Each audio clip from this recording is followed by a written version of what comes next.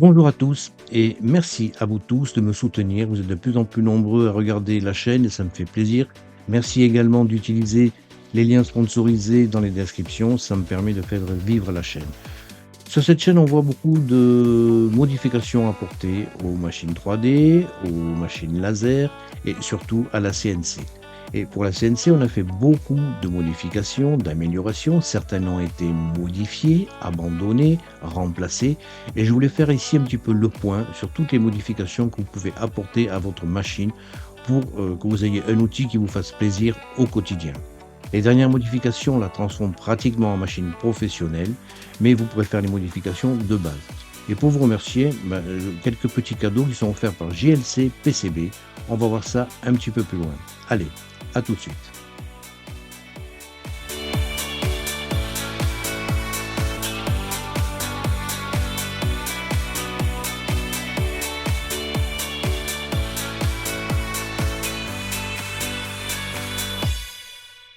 Lorsque vous allez utiliser votre CNC, vous allez vite vous rendre compte que la broche, c'est ce qu'il faut remplacer en priorité. La broche d'origine sur ces machines fait 300 à 500 watts et celle-ci, c'est une broche de 1,5 kW et en plus, elle est à un prix plus qu'intéressant avec son VFD. En effet, il faut la piloter avec un boîtier externe et on pourra ainsi l'automatiser avec votre machine.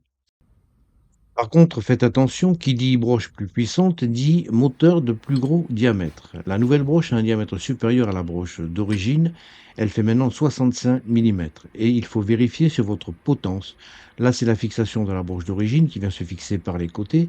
Mais une broche de 65 mm, on va pas pouvoir la fixer sur les côtés. En effet, on a sur le Genmitsu notamment que 8 cm d'accessible au niveau de l'axe Z. Donc, il faut un support qui puisse se visser par le dessus, comme celui qui est fourni en plus avec la machine, et qui ainsi permet de mettre des moteurs de 65 à 69 mm. Faites également attention aux moteurs qui sont refroidis par eau, ceux-ci peuvent avoir un diamètre légèrement supérieur, et je vous conseille vraiment ce type de broche plutôt qu'une broche de style Makita, qui est très bruyante et qu'on ne pourra pas automatiser.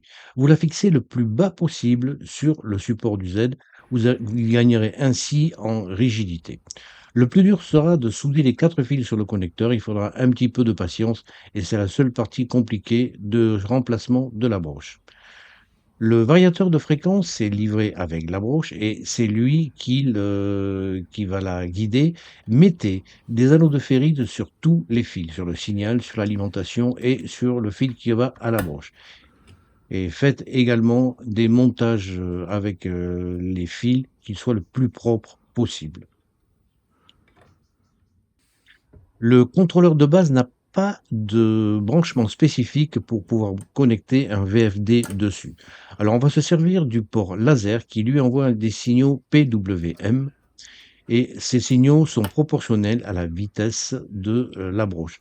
On va utiliser pour ça un convertisseur qui va transformer le signal PWM en signal 0,10 volts, le signal 0,10 volts étant reconnu directement par votre variateur de fréquence. Le signal de la broche laser envoie du 12 volts et ça va être un petit peu juste pour que ce convertisseur puisse fonctionner correctement. Il va falloir donc mettre une alimentation en 24 volts avec un petit transformateur 12-24 volts qui sera connecté en plus du convertisseur. Alors les branchements sont très simples. Voilà un schéma qui vous montre tous les branchements à faire depuis le port laser de la CNC. Alors c'est valable pour la Genmitsu version 1, version 2 ou toutes les machines qui possèdent un port laser comme celui-ci. 2 fils à connecter seront suffisants pour brancher ensuite le convertisseur vers le VFD. On les branche sur le port 10 volts in, ground et faites un petit pont entre ground et forward. On a vu sur la chaîne également la Blackbox 4X qui a l'avantage de pouvoir connecter beaucoup d'autres accessoires en plus des simples moteurs. Et pour la broche, on va se connecter sur Toolhead qui va permettre donc le pilotage du VFD avec 3 fils seulement. Au niveau de la Blackbox, vous branchez ground, dir et 10 volts sur Toolhead. Et au niveau du VFD, 3 fils, 10 volts in, ground et forward.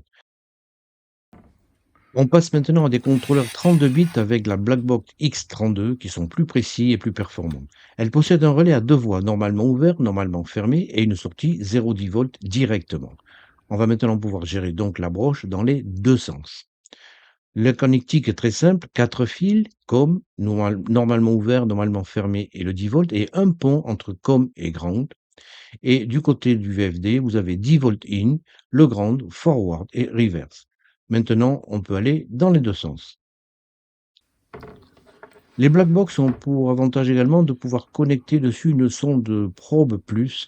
En effet, pour connecter ce genre de sonde qui est très pratique parce qu'elle est lumineuse et ça évite des erreurs, il faut 3 fils pour la connecter, chose que ne permet pas le contrôleur de base. On peut également connecter un boîtier de contrôle qui s'appelle interface, qui est fait par OpenBuild et qui est quand même très pratique. La Blackbox X32, si on installe FluidNC dessus, permettra d'utiliser le rapid change avec toutes ses automatisations. Et également, les nombreuses entrées permettent de faire une gestion automatique du dust cover, mais donc avec la 32X. L'autre contrôleur qu'on a vu sur la chaîne, c'est le Fluid NC à 6 voies, qui est basé sur une carte ESP32 et qui a la particularité d'avoir beaucoup de connectiques. On peut par exemple brancher la reconnaissance de boutons physiques. On peut utiliser le Fluid Dial qui peut se connecter directement dessus. C'est la seule solution pour utiliser le dial facilement. Alors, un peu de bricolage, mais des branchements pas très compliqués à faire, nombreux, je reconnais, et la broche peut trouver à se connecter directement sur des slots spécifiques au niveau de cette carte. Donc il n'y a aucune prise de tête possible. Alors voilà le branchement sur la carte et de l'autre côté, au niveau du VFD, on retrouve les 4 fils qui se connectent au même port qu'on a vu précédemment. Il faut y installer dessus le FluidNC dernière version 3.7.17 et avec le Web Installer, c'est assez facile. La chose un petit peu plus coton sera de bien configurer votre fichier de configuration. Avec cette carte, donc, en plus de toutes les automatisations et du FluidGial, vous pourrez brancher le Rapid Change sans aucune difficulté et faire la gestion automatique du Dust Cover.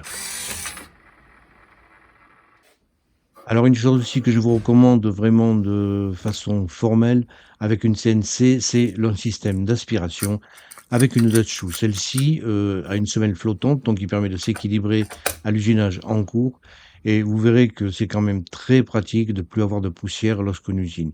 Le boîtier Aspimatic qu'on a vu sur la chaîne gère l'aspiration automatique avec le port coolant sur, la carte.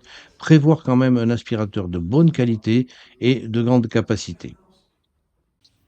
Le Dust Cover permet de protéger les fraises que vous avez installées sur le Rapid Change. Alors pour ça, il va falloir une carte PCB. Celle-ci a été réalisée par JLC PCB qui fournit des cartes de très bonne qualité en petite et moyenne et même grande quantité. C'est une carte double face avec une sérigraphie très très propre, rien à redire et ça a marché du premier coup.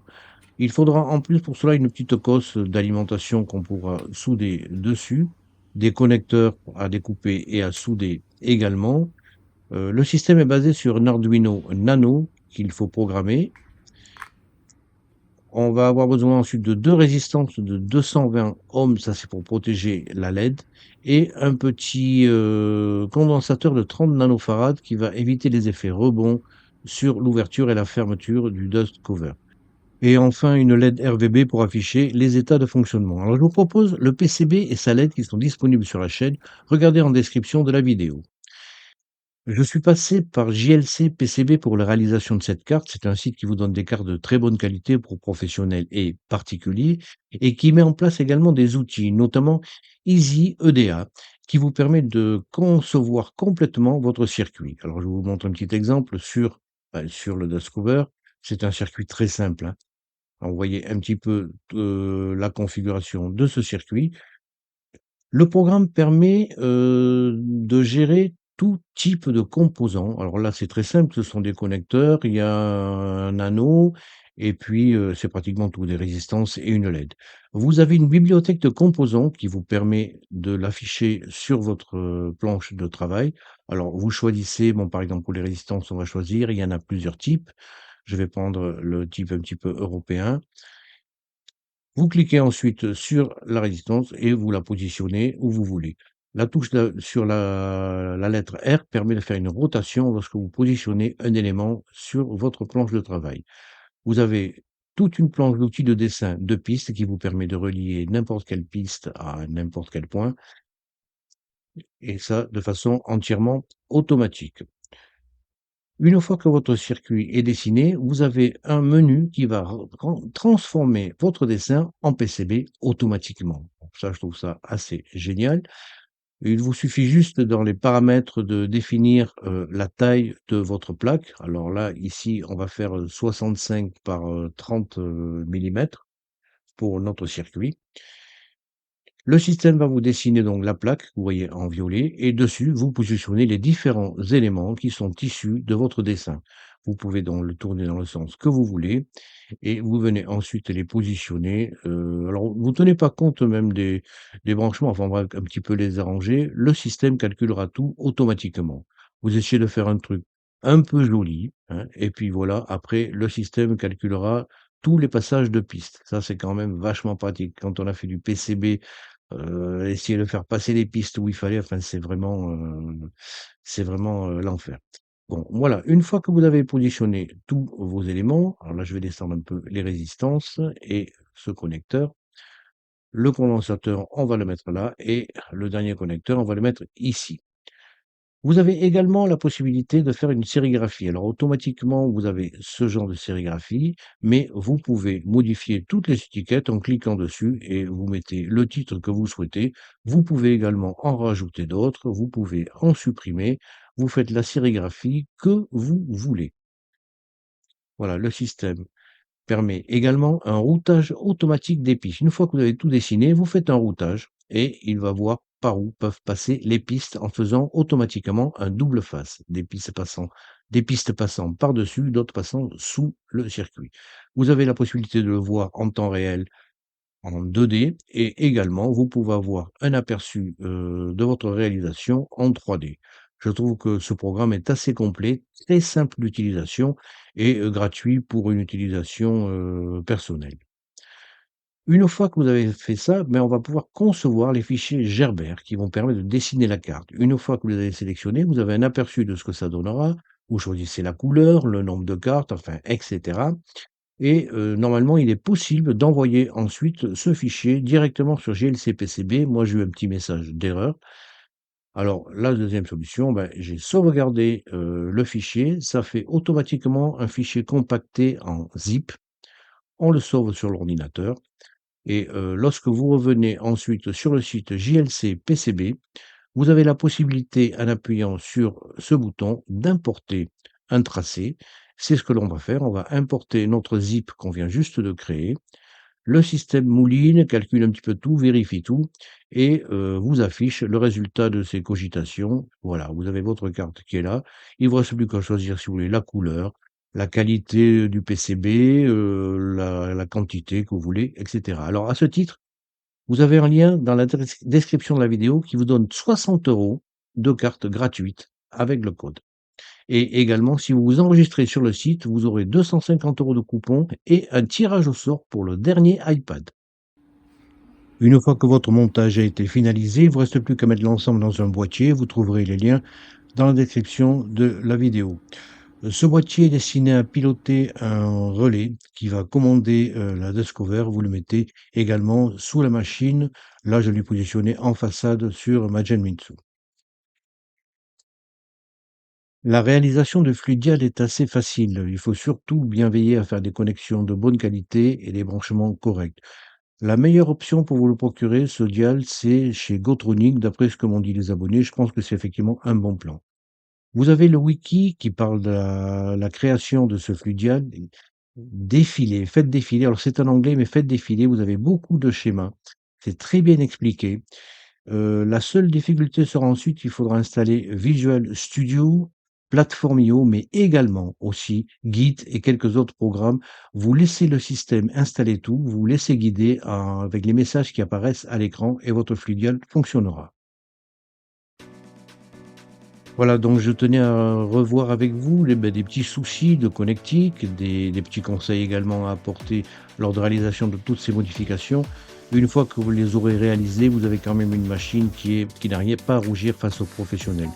Pensez également à mettre un bouton d'arrêt d'urgence. Celui-ci est intelligent, c'est-à-dire qu'il relève la tête, il arrête les moteurs lorsque vous appuyez dessus.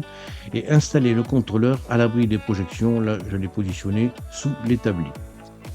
Voilà, vous le mettez en marche. On n'a plus besoin de brancher d'ordinateur quand on a fait toutes les modifications. La CNC est entièrement gérable avec le FluidGial. Vous pouvez faire des probes en X, Y et Z. Et le Rapid Change va vous mettre la tête automatiquement au bon endroit sur votre surface que vous travaillez. Le Rapid Change ATC est l'un des systèmes, je trouve, les plus performants actuellement. C'est enfin le meilleur rapport qualité-prix actuellement. D'autant plus que celui-ci, je vous dis, calcule la longueur de la fraise et viendra la positionner exactement au bon endroit. Quand vous avez fait toutes ces modifications, regardez la vitesse d'usinage que vous pouvez faire. La broche plus puissante vous autorise en effet des réalisations, des usinages qui sont beaucoup plus rapides et qui resteront de très bonne qualité. Voilà, je pense qu'on a fait un petit peu le tour de tout ce qu'il est possible de faire sur cette machine. Alors peut-être maintenant une aspiration par air par en dessous, je ne sais pas, ou alors on va déplacer le Rapid Change sur les rails, je ne sais pas. En attendant, à la prochaine.